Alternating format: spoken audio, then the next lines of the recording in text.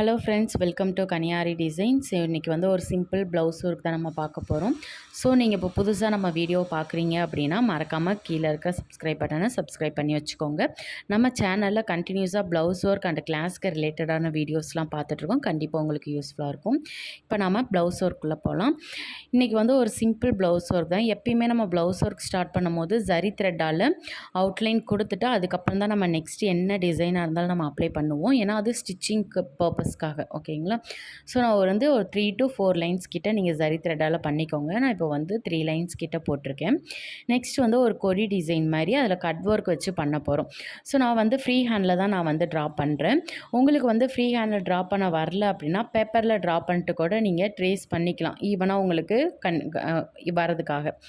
So எனக்கு வந்து free ஹேண்ட்லேயே நான் பண்ணுறதுனால நான் பண்ணிக்கிட்டேன். இப்போ அதுக்கு மேலே கட் பீடால் நான் வந்து ஸ்டிச் பண்ணுறேன். மோஸ்ட்லி நம்ம கட் பீட் வச்சு ஸ்டிச் பண்ணும்போது சிங்கிள் பீடாக வச்சு ஸ்டிச் பண்ணுங்கள். ஏன்னா நம்ம சுகர் பீடு வந்து ரெண்டாக வச்சு ஸ்டிச் பண்ணுவோம். பட் கட் பீடுன்ற போது சிங்கிளாக ஸ்டிச் பண்ணும்போது உங்களுக்கு அந்த ஃபினிஷிங் வந்து பர்ஃபெக்டாக வரும். அதே மாதிரி அந்த டேர்னிங் பாயிண்ட், அதாவது அந்த வளைவு இருக்குது இல்லைங்களா, ஸோ அந்த இடத்துலாம் கம்பல்சரி நீங்கள் சிங்கிள் பீடால் தான் நீங்கள் ஸ்டிச் பண்ணணும்.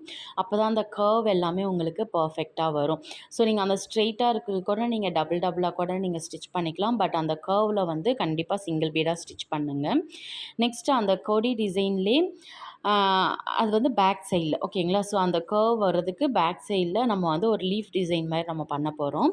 ஸோ இது வந்து லீஃப் வந்து நான் பீட்ஸ் வச்சு தான் பண்ண போகிறேன். 4 பீடு வச்சு நான் சிங்கிள் டைம் ஸ்டிச் பண்ணிக்கிறேன்.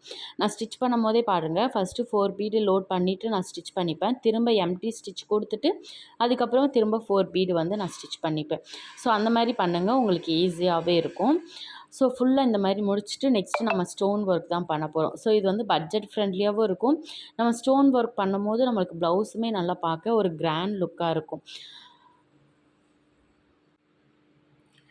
ஸோ இந்த லீஃப் வந்து இப்போ ஃபினிஷ் பண்ணியாச்சு. இதுக்கப்புறம் நான் வந்து இப்போ ஸ்டோன் வந்து ப்ளேஸ் பண்ண போகிறேன். க்ளூ வந்து நம்ம B7000 க்ளூவும் நம்ம யூஸ் பண்ணிக்கலாம், இல்லை ஃபேப்ரிக் க்ளூவும் நம்ம யூஸ் பண்ணிக்கலாம். நான் வந்து ஃபேப்ரிக் க்ளூ யூஸ் பண்ணுறேன். ஃபேப்ரிக் க்ளூ யூஸ் பண்ணிட்டு நான் இப்போ வீடியோக்காக நான் டக்குன்னு வைக்கிறேன். ஆனால் நீங்கள் ஃபேப்ரிக் க்ளூ யூஸ் பண்ணும்போது ஒரு 1 மினிட் வந்து அப்படியே ஒரு 30 செகண்ட் வந்து அப்படியே விட்டுருங்க, ஓகேங்களா.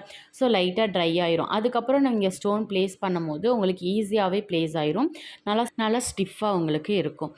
ஸோ இவ்வளோ தான் நம்மளுக்கு ஒர்க்கு. ஃபைனலாக நம்மளுக்கு இந்த மாதிரி தான் இருக்கும். தேங்க்யூ.